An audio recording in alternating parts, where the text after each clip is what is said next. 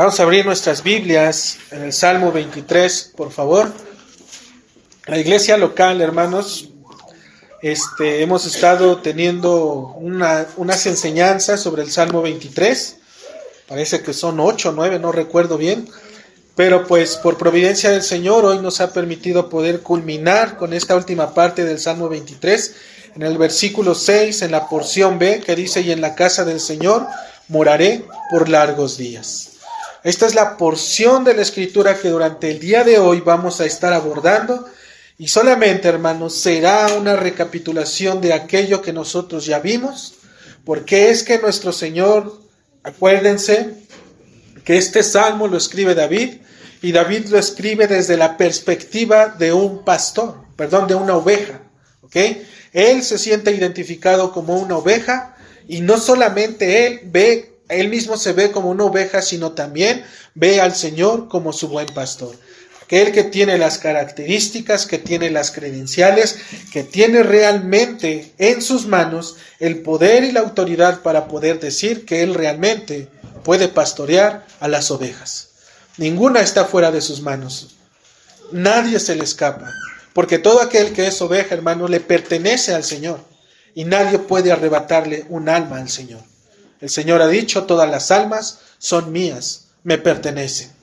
Por lo tanto, hermanos, nadie en este mundo, ni aún nuestra incredulidad, que podamos decir o pensar que vamos a extraviarnos, no nos va a arrebatar de las manos del Señor, porque el Señor y el sacrificio de Cristo fue perfecto.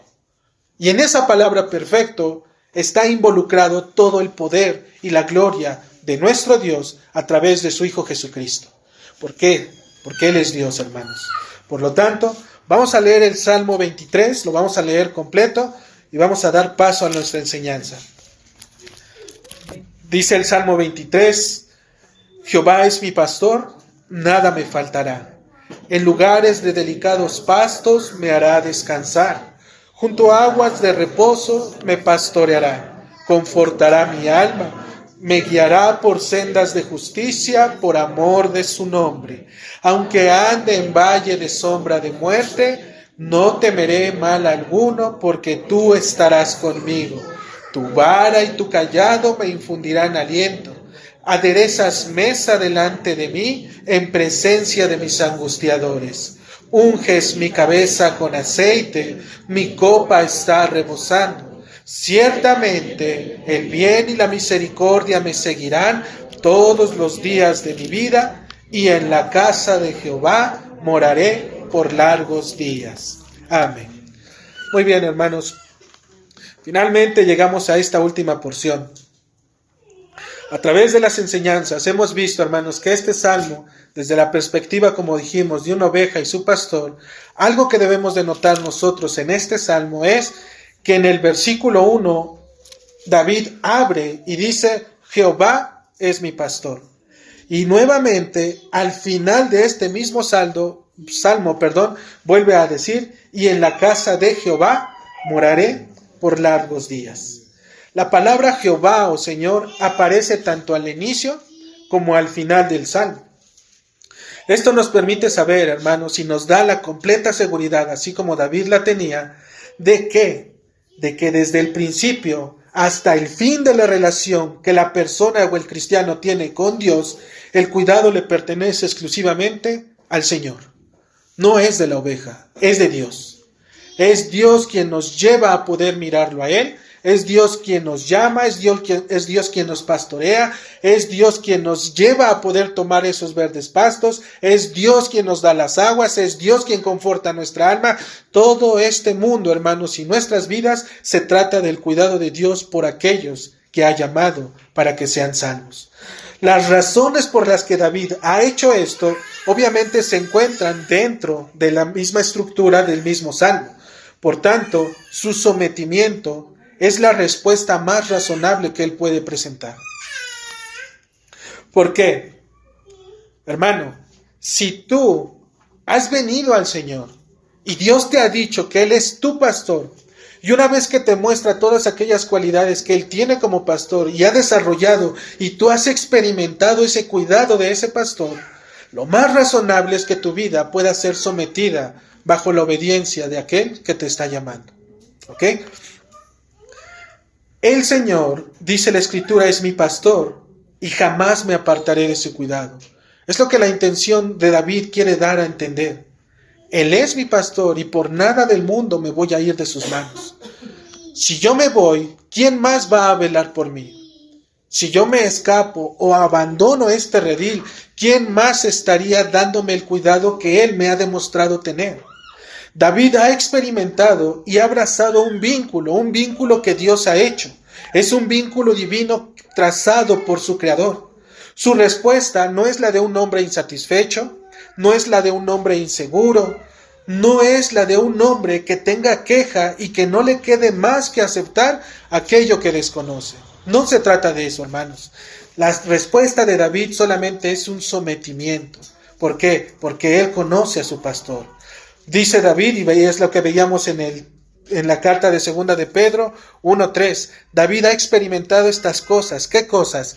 Todas las cosas que pertenecen a la vida y a la piedad nos han sido dadas por su divino poder.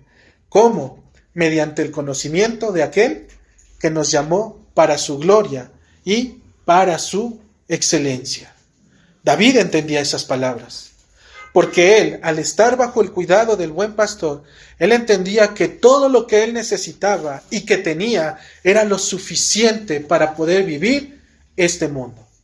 Él no pedía de más porque su pastor, si no se lo permitía tener, es porque no lo necesitaba. Y tampoco se quejaba en la tristeza o en la adversidad o en los problemas. ¿Por qué? Porque también su pastor sabía que si en ese momento existía, era porque él mismo lo había permitido. ¿Ok? El secreto del contentamiento que David revela en el Salmo viene, como dice la carta de 2 de Pedro 1:3, mediante el conocimiento y el entendimiento de aquel que lo ha llamado. Si tú, hermano, conoces y entiendes la voluntad del Señor, debes de llegar, a esta palabra, contentamiento. ¿Y qué es el contentamiento? Simplemente estar totalmente completo con lo que tienes. Con eso que tienes es suficiente. Y con eso tu corazón se goza en el Señor. ¿Sí? Entonces, David, ¿por qué sabía estas cosas? ¿Por qué sabía que su Señor tenía contentamiento y él tenía contentamiento de su Señor? Porque él sabía de dónde es que lo había llamado. Si ustedes pueden ir a la carta de 2 de Samuel, 2 de Samuel, capítulo 7. 2 de Samuel, capítulo 7. En el versículo 8. Recuerden que David sabía quién era él y por qué estaba ahí. ¿Y por qué lo sabía? Porque obviamente el Señor se lo había mostrado. ¿Cómo es que se lo había mostrado? Simplemente al darle a conocer de dónde es que lo había tomado. Y nosotros haríamos bien, hermanos, recordar constantemente de dónde es que el Señor nos ha tomado. De dónde te sacó. ¿Quién eras o qué es lo que eras antes de venir al Señor? Dice 2 de Samuel capítulo 7 en el versículo 8. Dice la palabra del Señor. Ahora pues dirás así a mi siervo David. Así ha dicho Jehová de los ejércitos. Yo te tomé del redil, de detrás de las ovejas, para que fueses príncipe sobre mi pueblo y sobre Israel. A simple vista, hermanos, cuando nosotros nos paramos o hemos tenido la oportunidad de poder ver un rebaño de ovejas, las miramos y en una simple observancia, al poderlas ver, podemos mirar que todas y cada una de ellas son semejantes. De lejecitos, todas son ovejas. Todas están, algunas comiendo, otras echadas, probablemente otras estén inquietas, pero al final realmente lo que vemos son ovejas. Pero un acercamiento más profundo del pastor revelará su verdadera situación. Cada una de ellas, cuando el pastor se acerca, va a tener diferentes tendencias. Algunas van a tener la lana más limpia que las otras. Algunas otras las vamos a ver que son un poco más fornidas, y otras las vamos a ver un poco más débiles. Hay algunas otras ovejas que al acercarnos las vamos a ver sanas, están completas, pero también vamos a ver aquellas otras ovejas que pueden estar enfermas. Pero esta labor, el que lo conoce, ¿quién es? El pastor. Porque él es el que anda entre las ovejas, él es el que se pasea entre ellas. Como dice la Escritura, que el Señor conoce a todas y cada una de las estrellas y las llama por su nombre, de la misma manera el Señor tiene la capacidad, porque Él es todopoderoso, para conocer a cada uno de aquellos que forman parte de su redil. Y a cada uno de nosotros también nos llama por nuestro nombre. ¿Por qué les digo esto, hermanos? Porque lo que segunda a Samuel, capítulo 7, versículo 8 nos está indicando es que la condición del hombre delante de Dios es la misma que ve cualquier persona cuando mira las ovejas. Todos, desde un punto de vista, todos somos ovejas. Es decir, todos somos hombres. ¿Ok? Pero no solamente eso, hermanos, sino que también al mirarnos entre nosotros y en el grupo de personas que están allá afuera, podemos mirar que cuando una vez que el Señor viene a nuestras vidas, así como el pastor empieza a examinar las ovejas y se empieza a dar cuenta quiénes son las fuertes, quiénes son las débiles, quiénes son las limpias, quiénes son las sucias, de la misma manera, una vez que el Señor viene a nuestras vidas, ¿qué puede mirar en nosotros? Nada, sino que somos hombres, pecadores, muertos en delitos y pecados, y que nadie puede venir a Él si no es que Él mismo viene por nosotros. ¿Por qué? Porque normalmente, hermanos, si ustedes podrán recordar dentro de su vida o su contexto cristiano, las veces que en el momento ustedes quisieron acercarse al Señor, muchas veces lo quisieron hacer como a ustedes mismos les dieron a entender. ¿Quiénes? Sus propias familias, sus propios padres. Pero una vez que conocemos acerca de Dios, vemos que esa no era la manera de poder hacerlo. ¿Cuál era la manera correcta de poder hacerlo? A través de su palabra. Y una vez que nosotros nos acercamos a Dios a través de su palabra, lo primero que vemos es que es Él el que nos mira a nosotros y no nosotros a Él. Porque Él es el que se presenta como el Salvador. Él es el que llega a nuestra ayuda en nuestra situación en la cual estábamos. Nosotros a lo mejor clamamos, dijimos, pusimos nuestra confianza, pero no sabíamos en qué lo estábamos poniendo. Simplemente en un momento llegamos a decir que Él podría hacerlo. Pero una vez que Él se presenta, hermanos, nos muestra nuestra verdadera condición. ¿Y cuál es esa? Que estamos, dijimos, y somos hombres pecadores. Él toma de este mundo, así como Él mismo tomó a David del redil, de detrás de las ovejas, Él mismo toma a unos del mundo, a quien Él quiere, y cuando lo hace, se acerca con un propósito: podernos limpiar y sanar a cualquier hombre que está sucio y corrupto. ¿Para qué? Para el perdón de sus pecados. ¿Cómo? Mediante el Evangelio de nuestro Señor Jesucristo. Y esa obra, hermanos, viene solamente a través, ¿sí?, de la palabra de Dios. Nosotros, hermanos, no podemos limpiarnos por nosotros mismos. Jamás lo vamos a hacer. ¿Sí? Nunca en nuestra vida vamos a querer o intentar decir que estamos limpios delante de su presencia. Cualquier cosa que hagamos obviamente va y queda muy por debajo de que lo que el Espíritu Santo ha hecho para nosotros por medio de nuestro Señor. Lo que debemos de saber hasta este punto es que cualquier cristiano genuino está llamado a caminar por la senda que Dios ha trazado, y conforme avanza, su seguridad cada vez se vuelve más estable y más confiable, porque fue el camino que David tomó.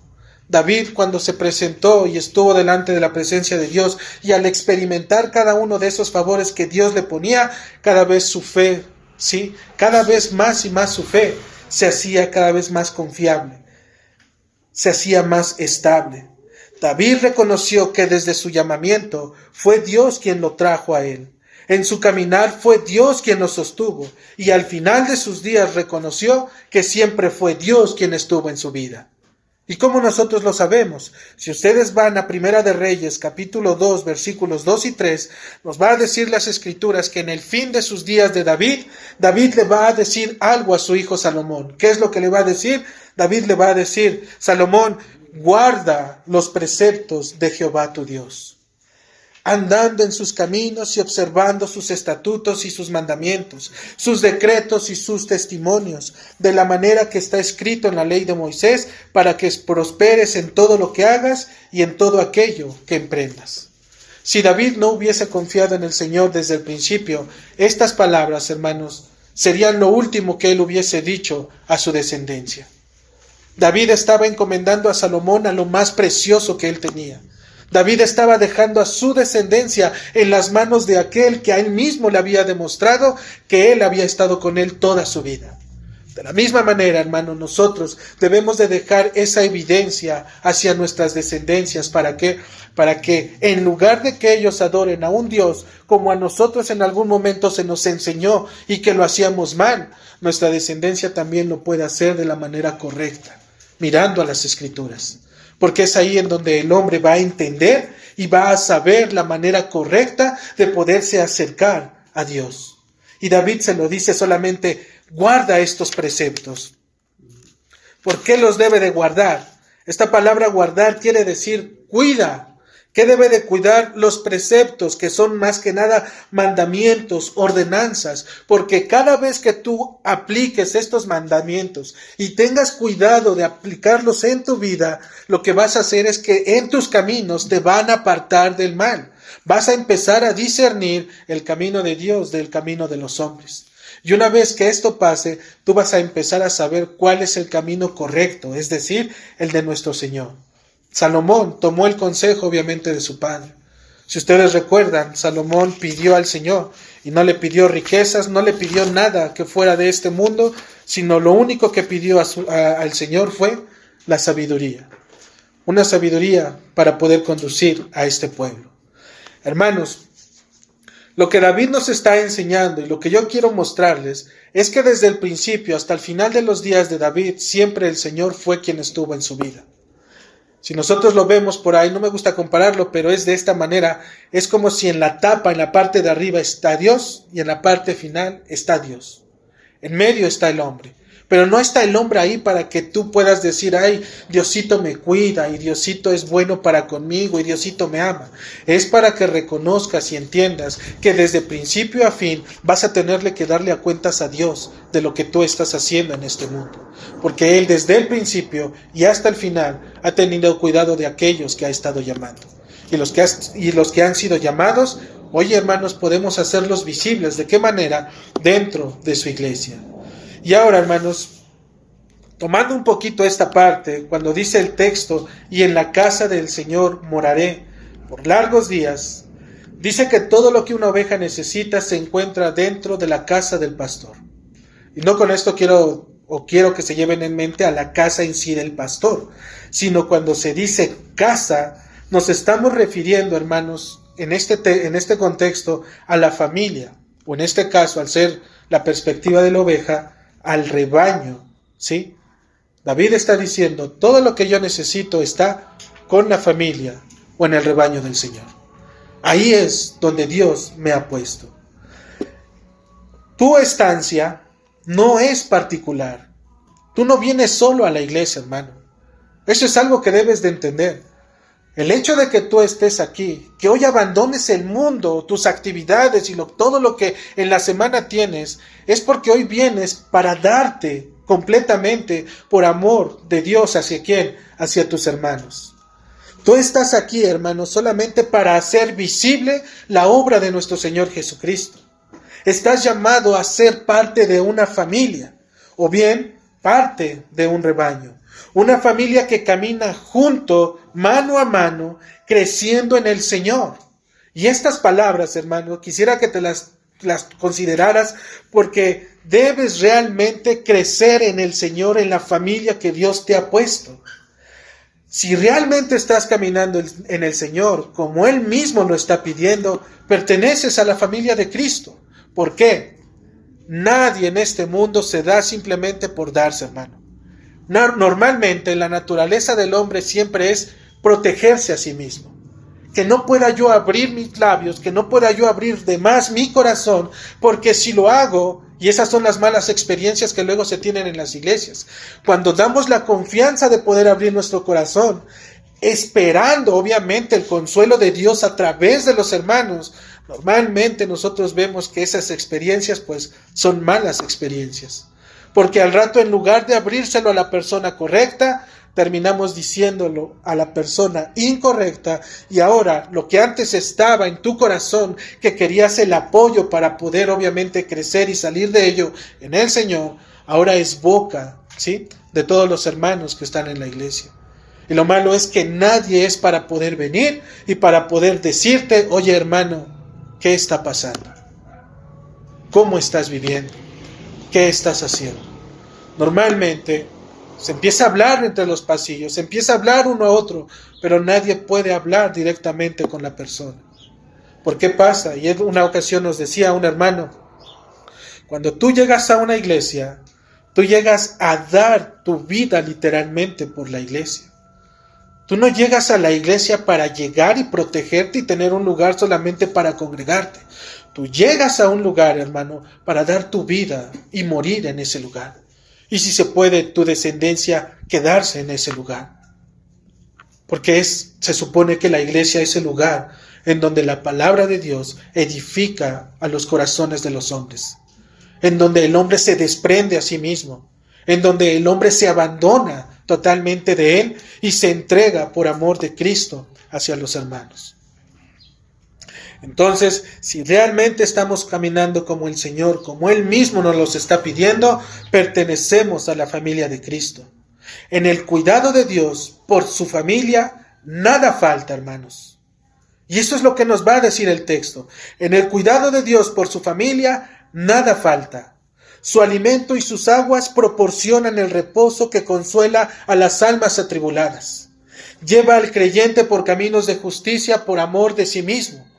Ante los infortunios, Él ha prometido el estar con nosotros mediante el uso de la vara y de su cayado. Y decíamos que la vara era referente a saber aplicar la palabra de nuestro Señor. Y su cayado es el consuelo que Dios trae a nuestras vidas por medio de su Espíritu Santo. Todo está preparado, todo está servido. Si has sido llamado en Cristo, lo único que tienes que hacer, hermano, es pasar y tomar tu lugar entre los santos. Y a donde quiera que vayas. Hoy nos podemos reunir aquí, podemos estar confiados de que la palabra de Dios se está exponiendo. Podemos llegar a nuestras casas, podemos tomar asiento y podemos decir a nuestras familias: ¿qué aprendimos? ¿Qué nos habló el Señor? ¿Qué nos dijo a nuestro corazón? ¿Habló en nuestra circunstancia o en nuestra adversidad o en nuestro problema? ¿O simplemente escuché y me retiré? Hermanos, la palabra de Dios tiene poder. E independientemente de quién la diga, podría pararse una persona aquí que no hable, es decir, que hable con señas literalmente. Pero si al estar dando el evangelio por señas, la otra persona lo entiende sin ruido, ¿sí?, sin gritos, sin todo ese tipo de cosas, ese mismo evangelio transforma el corazón de la persona que lo escucha. Así es el evangelio de nuestro Señor. Él dijo que no se pararía en las esquinas, ni alzaría su voz para estarlos llamando. Él simplemente lo que haría, dice la palabra de Dios, es caminar y hablar y proclamar las buenas nuevas. Y es lo que nuestro Señor nos enseñó en el Evangelio de Marcos. Una vez que Juan estuvo encarcelado, dice que nuestro Señor Jesucristo llegó a Galilea predicando el Evangelio de salvación. Él no empezó a gritarles y a decir: reúnanse, vengan. Y empezó a decir cuantas cosas. Lo único que empezó a decir fue: el tiempo se ha cumplido y el reino de Dios se ha acercado. Arrepentíos y creed en el Evangelio. Era lo único que nuestro Señor dijo. Aquí es donde viene la parte en donde el Evangelio y por la obra del Espíritu Santo hacen y convierten el corazón de los hombres. ¿De qué me debo de arrepentir?, pudieron decir algunos.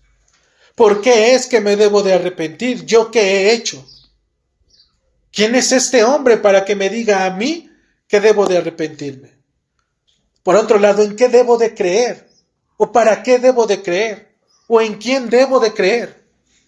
Y ahora el Espíritu Santo empieza a confortarte a ti, a confrontarte, Te empieza a hacer preguntas de por qué es que estás condenado, por qué tienes pecado, por qué Adán pecó y por qué una vez que Adán pecó su pecado viene a la descendencia de los hombres, por qué es que los hombres aún desde pequeños son pecadores, por qué esos pequeños pecadores si no son tratados desde pequeños, su pecado tan pequeño que nosotros vemos, llegará el tiempo en donde se manifieste de una manera mayor.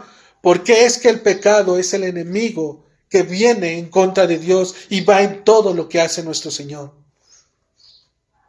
El cristiano, hermanos, debería de estar orgulloso de pertenecer a la familia de Dios por la obra de nuestro Señor Jesucristo.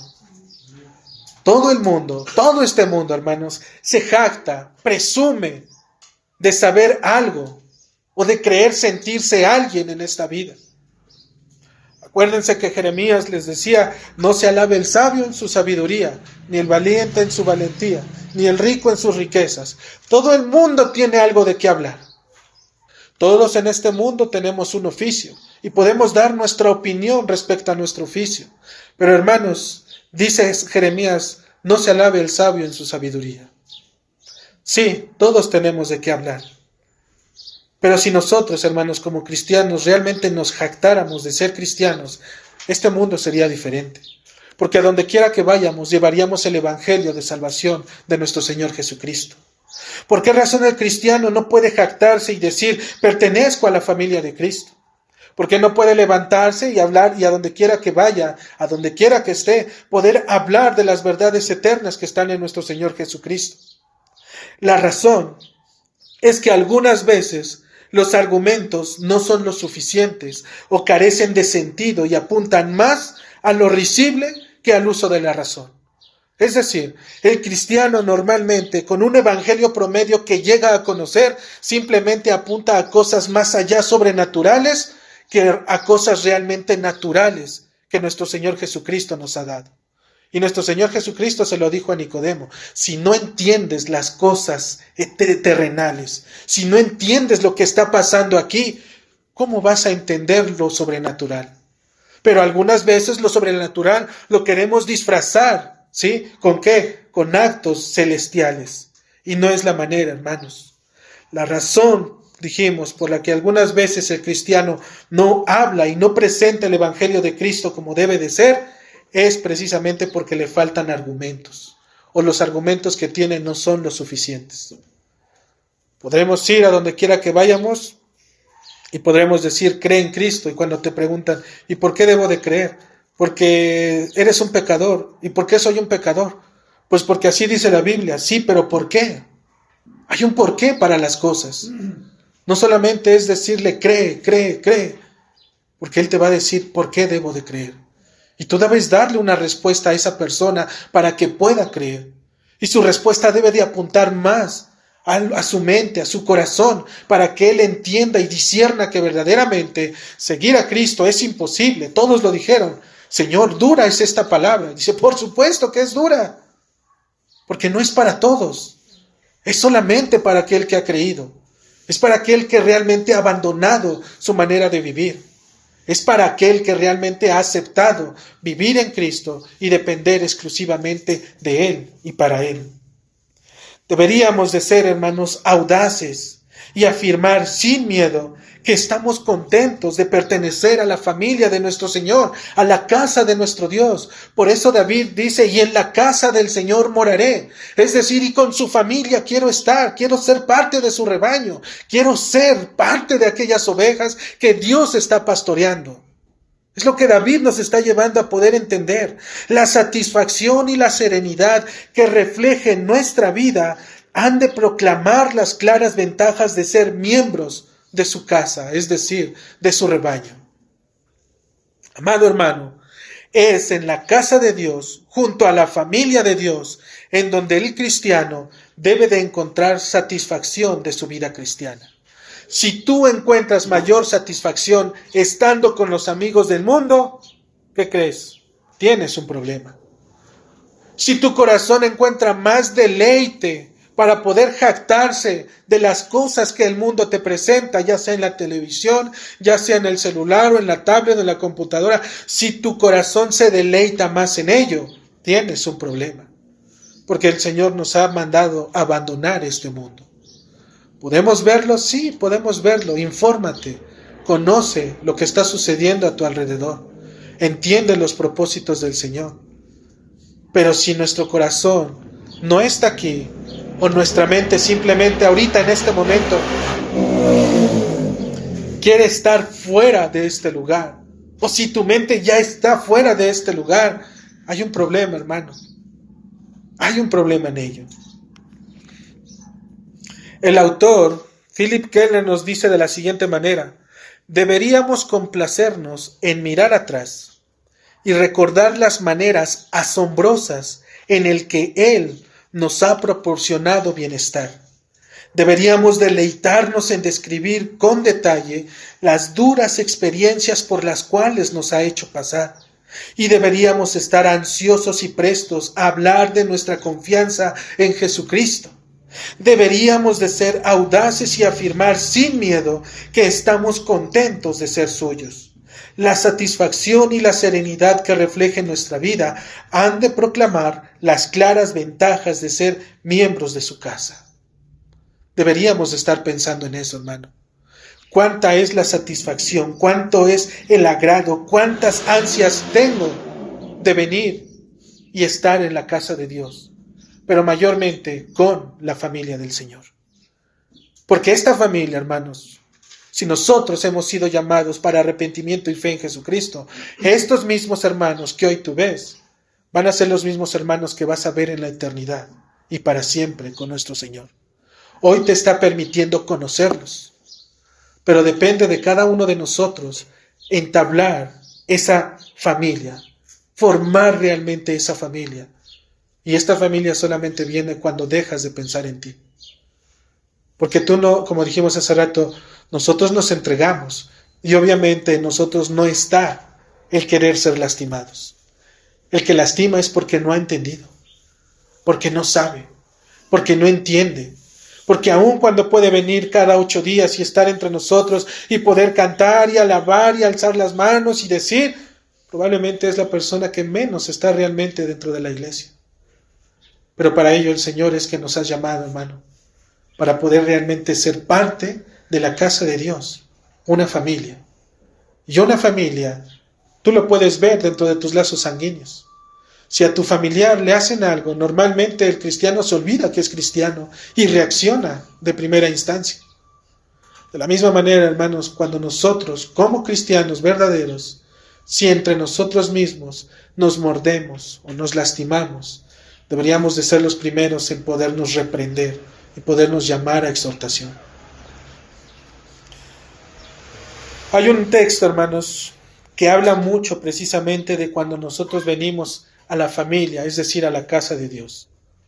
Porque este texto te invita a poder abandonar tu yo y dejarlo allá afuera.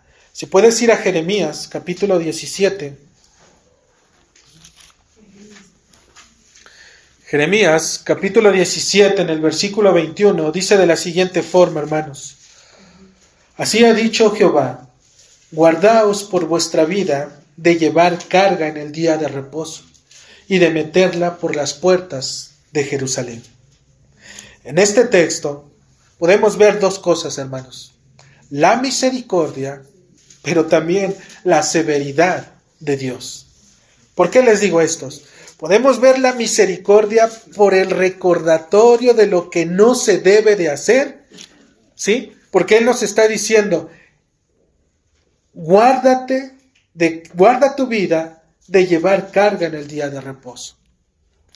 Es decir, cuídate, ten mucho cuidado de que en el día de reposo, ¿cuál es el día de reposo? Entendemos que es el día en el que nosotros nos reunimos.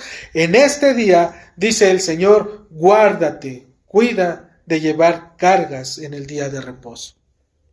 Y normalmente, hermanos, cualquier persona te va a decir, ya ves, debes de abandonar todo y entrar a la iglesia como si nada, con una sonrisa, porque estamos en Cristo y los cristianos somos felices. Hermanos, si una persona ha perdido a un familiar, difícilmente va a entrar con una sonrisa. Su corazón está contristado, su corazón está abatido.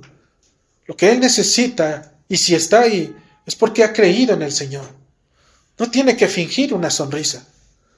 Lo que él necesita, hermanos, en ese momento es precisamente de la familia que Dios le ha puesto.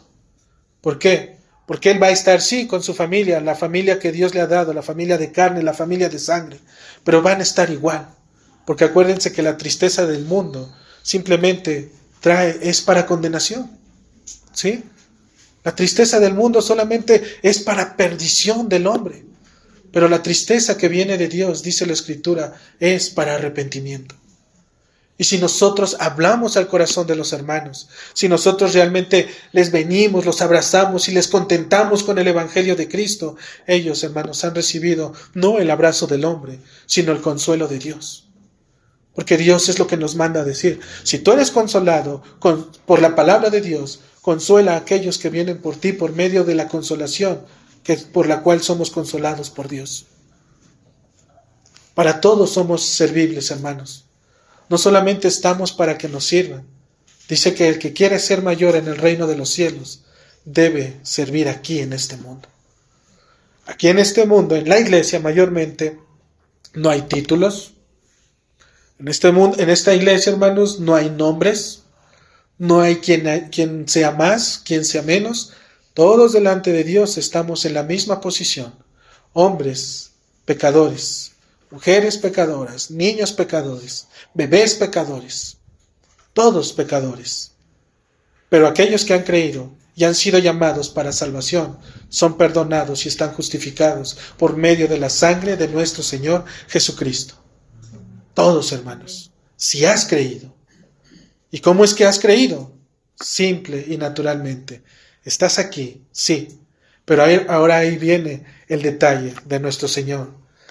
Porque acuérdense que Él también dijo, Pablo les dice, estoy seguro que en el día de mi partida entrarán entre ustedes lobos rapaces.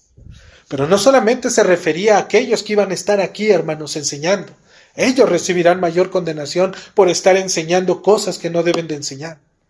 Pero también, hermanos, hay hermanos que vienen, pero que no son hermanos. Normalmente les llamamos hermanos porque están dentro de la iglesia y porque vienen en la iglesia y están con la iglesia.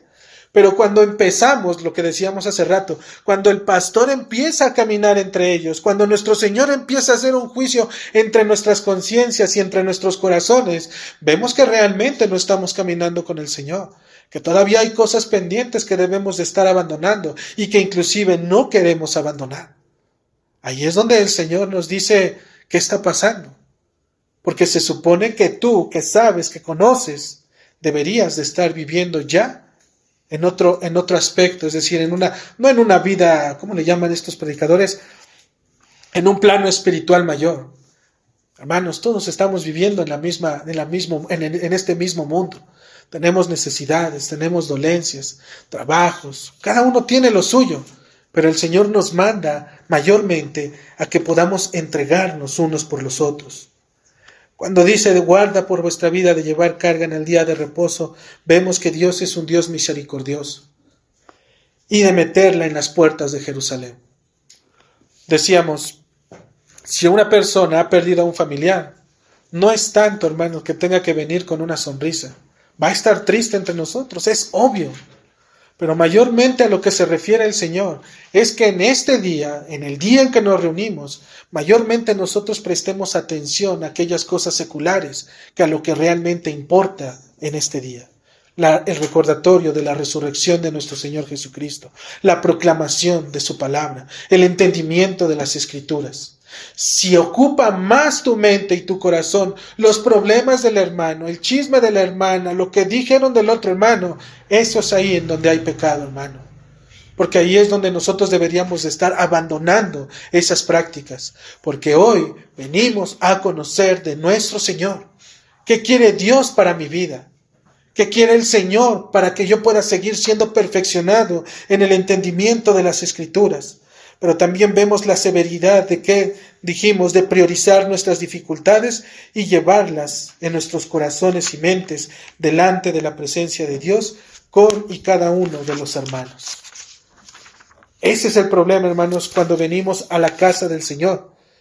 Pero es un problema cuando venimos con ello, porque nuestro mayor deleite debe de ser estar como familia en Cristo.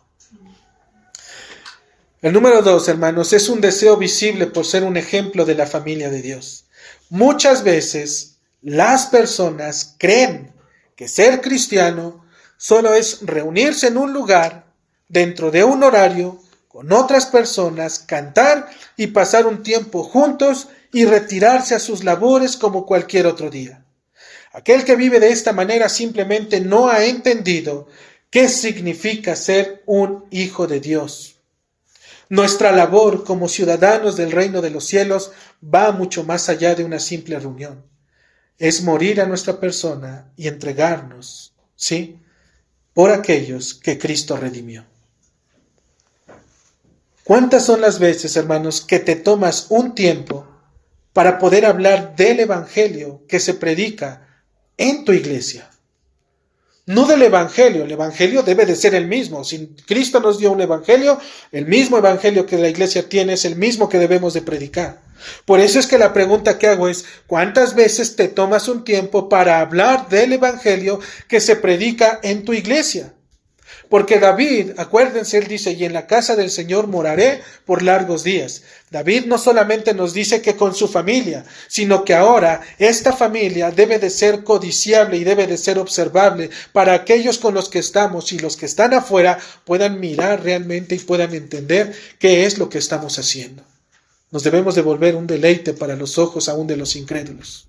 Aun cuando nos dicen que las cosas santas son abominables para ellos, que ellos puedan ver realmente un cambio diferente cuando la iglesia se reúne, que no es lo mismo, ¿sí?, que no somos los mismos, porque iglesias hay un montón, como por ahí dicen, hermanos, y realmente sí hay un montón. Pero ¿por qué es que estas iglesias existen? Iglesia tal, iglesia tal, iglesia tal.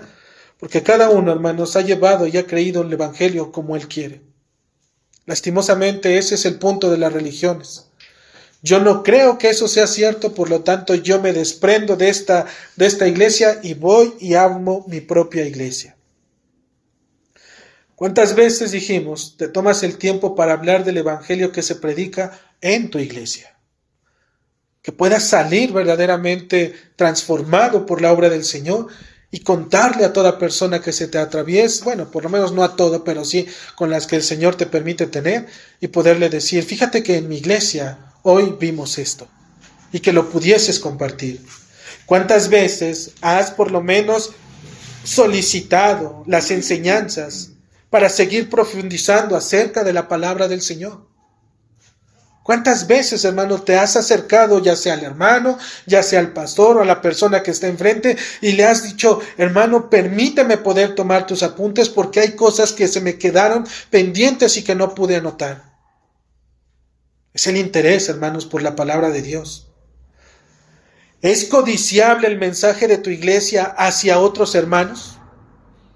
¿Se vuelve un deleite realmente lo que se predica en tu iglesia para que tú puedas tener la seguridad de poder tomar ese mismo mensaje y podérselo pasar a otra persona? ¿O alguna vez has hablado del sermón de ese día que las personas que te escuchan te dicen, no seas malito, pásamelo? ¿Por qué? Porque el Señor, si te habló a ti, le puede hablar a cualquier persona. Y si el mensaje realmente te edificó a ti, puede ser que también edifique a la otra persona. ¿Sabes cuál es el secreto de algunas de las iglesias? Y no secreto porque estuviese oculto, sino secreto porque mayormente las personas no lo hacen. Mayormente las iglesias, una iglesia comprometida en el Señor, una iglesia que verdaderamente camina en la voluntad de Dios, va a tomar lo que el Señor le da, es decir, lo que la iglesia recibe, y eso que recibe lo va a meditar, lo va a profundizar, lo va a estudiar, lo va a poner por obra, y no solamente eso, sino que también lo va a dar a conocer fuera de su iglesia. Pero ¿qué es lo que mayormente nosotros vemos, hermanos, con los hermanos? Mayormente, tú escuchas al hermano, y esto una vez lo vi en un pastor, cuando recién, que estoy hablando de más o menos 8 o 9 años, el pastor se esforzaba realmente por preparar la palabra. Hace 15 días decíamos que lo que el Señor te da para este día es lo que el Señor tiene para ti. Y les digo, y si el Señor tuviese algo más profundo, algo que tú quisieras ver y escudriñar y decir, no siento el mover del Espíritu Santo. Hermano, el Espíritu Santo no es sentir. El Espíritu Santo te lleva a razonar, a pensar lo que estás creyendo. Porque si es por sentir, algunas veces tú sientes y una vez que se apaga eso que sientes, se acabó tu evangelio, se acabó tu Cristo. Pero el evangelio de nuestro Señor apunta al corazón, apunta a tu mente. No significa que tenga, hermanos, que lastimar, sino que edifique. Pero les decía, este pastor que se preparaba en sus enseñanzas, que le echaba ganas, que leía, estudiaba y demás, mayormente las personas no se le acercaban y no le decían. Y no con esto quiero pensar que lo hagan, hermanos, porque algunas veces ese tipo de cosas también los pastores los buscan. Pero a lo que me refiero es que muchas veces el pastor que se preparaba en aquel día, normalmente cuando lo escuchábamos que estaba junto con las ovejas siempre le platicaban de todos los videos que veían en la semana de sus predicadores favoritos. De todos sus predicadores favoritos. Pastor, ¿qué cree? Vi un video. ¿De quién, hermana? El pastor a lo mejor pensaba el video que subió pastor de la semana pasada. Vi un video de tal hermano y se lo platicaban todo. Todo, hermano, verdaderamente, se lo platicaban todo.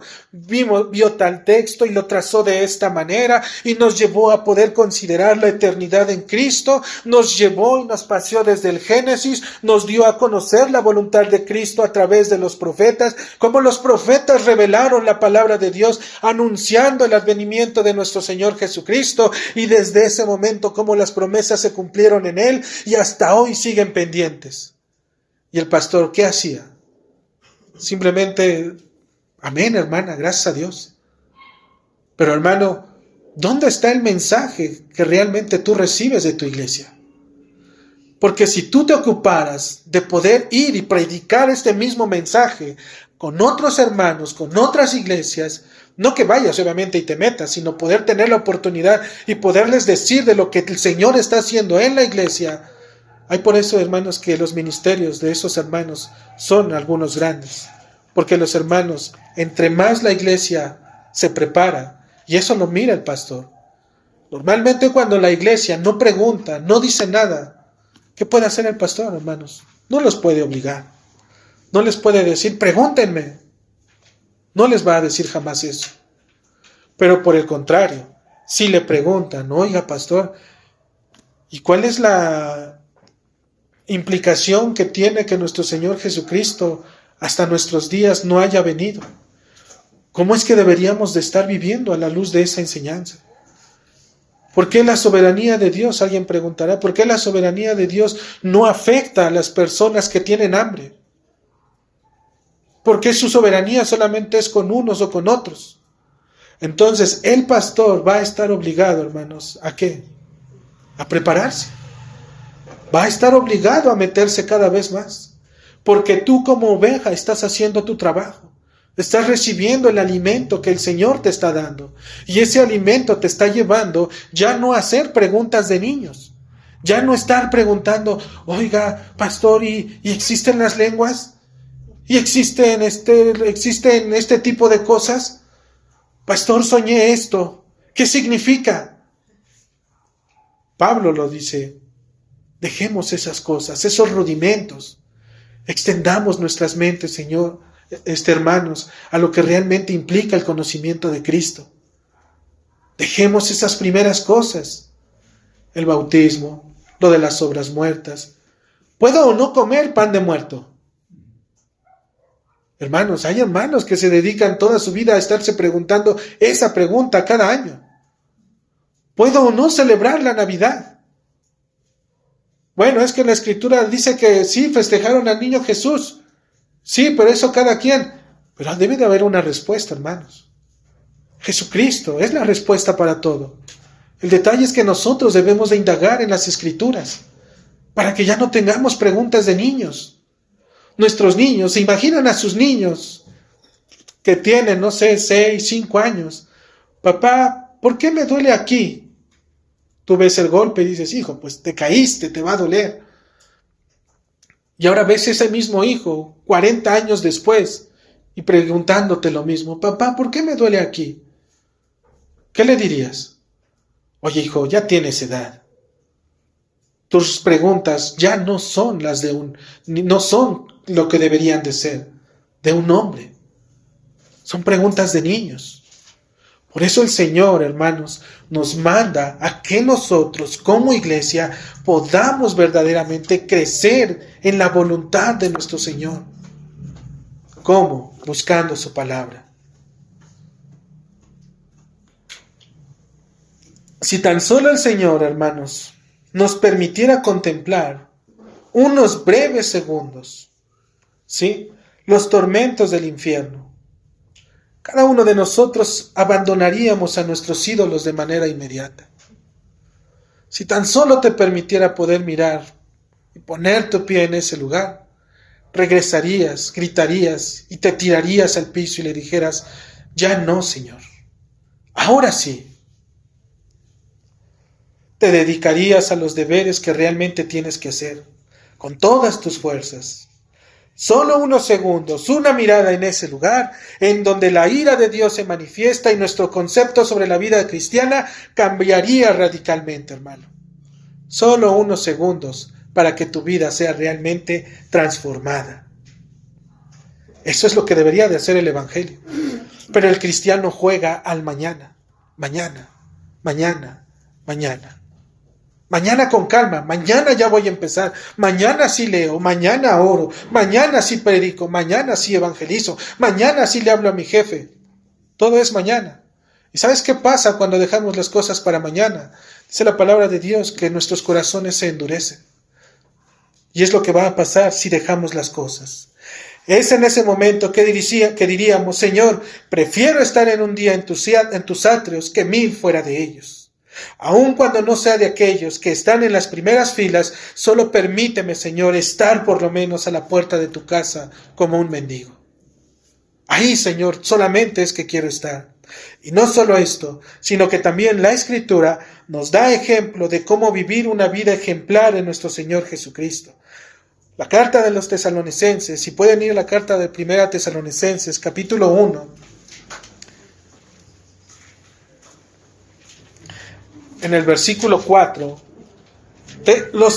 los hermanos de Tesalónica han sido ejemplo para Pablo, y Pablo se los va a reconocer. En 1 Tesalonicenses, capítulo 1, versículo 4, dice la Escritura, porque conocemos, hermanos amados de Dios, vuestra elección, pues nuestro evangelio no llegó a vosotros en palabras solamente, sino también en poder, en el Espíritu Santo y en plena certidumbre, como bien sabéis cuáles fuimos entre vosotros por amor de vosotros. Realmente, hermanos, la obra de Dios se estaba haciendo visible con los de Tesalónica. Ellos eran un ejemplo visible de Pablo. Pablo los llama iglesia. ¿Y por qué los llama iglesia? Porque había un gobierno, hermano. Y el Espíritu Santo, como dice el texto, había dado poder. ¿De qué? De poder formalizar las cosas que Dios estaba haciendo. El ejemplo de esta iglesia había ido aún mucho más allá. Ellos no solamente recibieron el Evangelio y se quedaron con el Evangelio para ellos mismos, sino que el Evangelio impactó inclusive más allá de sus propias fronteras. Del versículo 7 al 9 dice, de tal manera que habéis sido ejemplo a todos los de Macedonia y de Acaya que han creído. Porque partiendo de vosotros ha sido divulgada la palabra del Señor, no solo en Macedonia y Acaya, sino que también en todo lugar vuestra fe en Dios se ha extendido. De modo que nosotros no tenemos necesidad de hablar nada, porque ellos mismos cuentan de nosotros la manera en que nos recibisteis y cómo os convertisteis de los ídolos a Dios para servir al Dios vivo y verdadero, y esperar de los cielos a su Hijo, el cual resucitó de los muertos, a Jesús, quien nos libra de la ira venidera. Hermano, ellos como iglesia han sido un ejemplo a las demás naciones. No se quedaron con lo que habían recibido. Ellos lo exportaron. La prueba de su testimonio encuentra apoyo en que su fe en Dios había sido extendida. Y esto es importante, ya que esta palabra, extenderse, quiere decir que tuvo como un pivote o como un punto de apoyo, la cual fue la predicación de Pablo. Porque Pablo fue el que predicó en ese lugar. Y una vez que Pablo predicó, recibieron el evangelio. Y una vez que lo recibieron, ellos, al recibir ese evangelio, ¿qué crees que hicieron? Hicieron iglesia. ¿Y cómo es que hicieron iglesia? Porque hicieron un gobierno dentro de su misma iglesia. Había miembros y había pastores y había ancianos. Eso es lo que hace una iglesia. Y ahora, a través de esto, Pablo, en este lugar, ahora extiende su brazo a través de las demás naciones por medio simplemente de una predicación. Pero no fue cualquier predicación. Fue una predicación que impactó la vida de los creyentes, que impactó a cada una de las personas que escucharon el evangelio de salvación y que una vez que pasó eso, hermanos, simplemente lo que hicieron fue abrazar con ese evangelio a las demás naciones. Porque lo que recibieron lo pusieron por obra y lo practicaron. Es así, hermanos. Esta es la manera mediante la cual la Iglesia de Cristo necesita trabajar, que el Evangelio recibido sea el de las Escrituras, ya que solo ese Evangelio es el que trae el testimonio de Cristo a la vida del creyente. Una respuesta bíblica de haber recibido el verdadero Evangelio es mediante el establecimiento de la Iglesia local a través de los medios que Dios nos ha dejado. ¿Cuáles dijimos? Sus miembros. Si queremos ser una iglesia que tenga este mismo sentir, recuerden las palabras por las cuales Pablo estaba orando en 1 Tesalonicenses 1:3. Él oraba, recuerden orar por la obra de vuestra fe, que la fe en la iglesia no falte. Porque esa fe, hermanos, es la que va a sostener la obra en oración. Del trabajo de vuestro amor, ámense unos a otros. Porque si ustedes se aman, dicen, esto conocerán que son mis discípulos. Y también de vuestra constancia en la esperanza de nuestro Señor Jesucristo. Que las adversidades, hermanos, los problemas que hay en la iglesia no sean un impedimento, sino que eso nos dé más seguridad para poder seguir avanzando en las cosas de Dios. Estas tres cosas son por las que Pablo daba gracias a Dios por los de Tesalónica, porque mediante ellas la obra de Dios en Tesalónica es que se había extendido, por su fe, por su amor y por mantener la esperanza en las cosas de Cristo. Pablo nos enseña por qué es lo que debemos de pedir, hermanos. Y finalmente, en el punto número 3, el deseo de permanecer siempre en la presencia de Dios. Las últimas palabras del Salmo 23 revelan que el deseo de David era vivir para siempre en la casa del Señor. Y no solamente vivir, como dijimos, como familia, sino también dar a conocer a su familia, como siendo codiciable delante de las personas que estaban fuera. David sabía lo que pedía, sus palabras revelaban la condición de su corazón. Él deseaba ser visto y examinado constantemente delante de la presencia del buen pastor. Si tú estás en la casa de tus padres como hijo, ¿por quién crees que estás siendo examinado? Por tus padres. Ellos te van a conocer. De la misma forma, cuando David le dice, y en la casa del Señor moraré por largos días, lo que David le estaba diciendo es, Señor, no solamente lo que has hecho conmigo, sino mayormente el tiempo que esté yo delante de ti, examíname, sígueme perfeccionando, permíteme ser un deleite en tu presencia. Este deseo, hermanos, siempre que el ojo del buen pastor esté sobre su oveja, nada podrá faltarle. Si se aleja, inmediatamente dijimos que él usará de su vara por los aires y la hará volverse de los caminos. Si necesita atención especial, su cayado es la herramienta correcta para poder examinar su condición. De esta manera, el cristiano que anhela que los ojos de Dios estén sobre de él, tomará en serio la palabra de Dios y acudirá constantemente a las reprensiones que recibe mediante el Espíritu Santo. Es decir, su vida se hará totalmente susceptible, ¿sí?, a la palabra de Dios.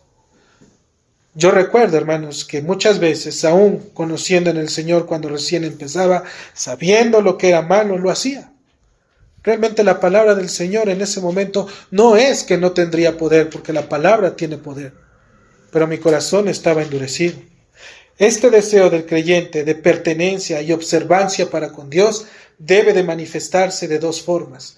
Primeramente, y la primordial, debe nacer desde el corazón, pero este nacer en el corazón viene por medio de la obra del Espíritu Santo. Jamás va a venir porque tú mismo lo estés buscando. Dice la palabra de Dios en Lamentaciones 3:40, escudriñemos nuestros caminos y busquemos y volvámonos al Señor. Nadie en este mundo, por iniciativa propia, puede decir que se ha examinado delante de Dios. Nadie, hermanos. El día que una persona diga que se ha examinado delante de Dios, lo primero que te va a decir es que él mismo se halló justo delante de su presencia. Sería una arrogancia simplemente tener este tipo de pensamientos en nuestras vidas, ya que solamente mediante el Espíritu Santo es que el hombre puede hacer esta tarea. Escudriñar sus caminos y examinarse íntimamente para presentarse delante de Dios. El Espíritu Santo es el que conoce verdaderamente quiénes somos, y solamente Él, ya que nos muestra esa circunstancia, es lo que debemos de pedir para que el Señor nos aparte de ello. En segundo lugar, mediante la presencia de Dios hacia nuestro alrededor, lo que conocemos como su soberanía. Dios está involucrado en toda tu vida, hermano, en toda tu vida. Aun cuando tú no puedas verlo, aun cuando para ti sea imposible entenderlo o te sea difícil el poder comprenderlo, Dios está involucrado en cada aspecto de tu vida, en todo momento.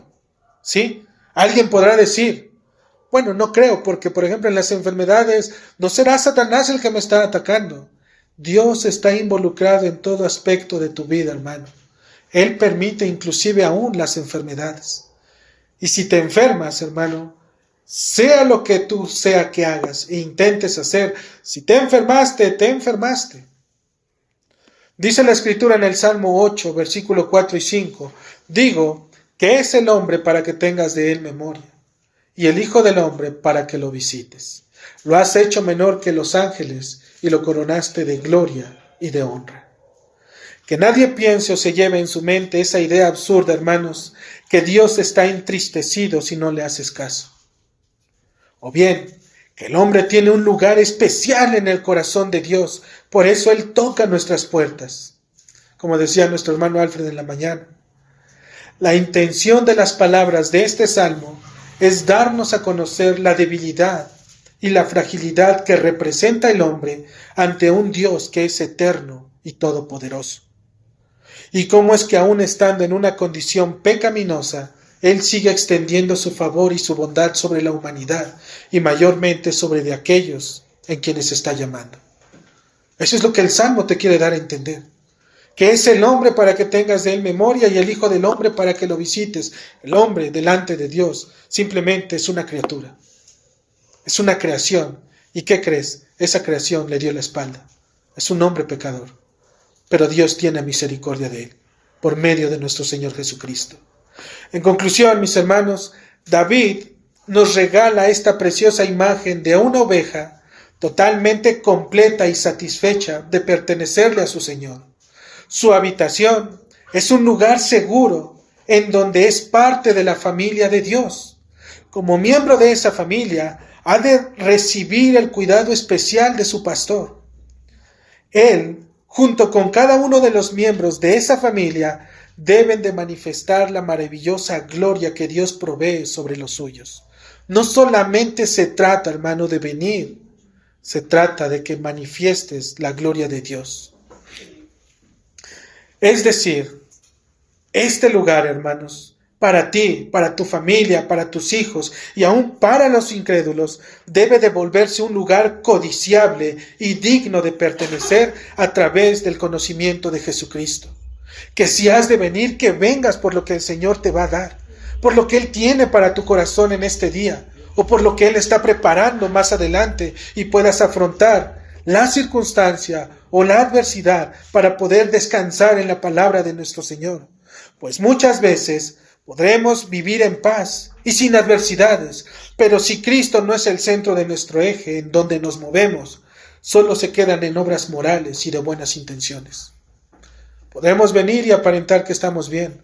Podemos aparentar que gozamos de la bendición de Dios, pero si Cristo no es el eje de nuestras vidas, si Él y nosotros no es un deleite el poder estar en su casa y pertenecer a su familia y entregarnos completamente a la voluntad de nuestro Creador, literalmente, hermanos, caen en obras morales. Y ahora decimos, nos portamos bien, por eso Dios debe de responder, pero Dios no obra de esa manera. Pertenecer a la familia de Dios debe de ser algo que nos identifique como cristianos. Y nuestra carta de presentación ante otras ovejas, de otras iglesias, de otros pastores, es vuestra santificación. Entre más tú te santificas, hermano, más tienes la imagen de nuestro Señor Jesucristo. Más y más a Él.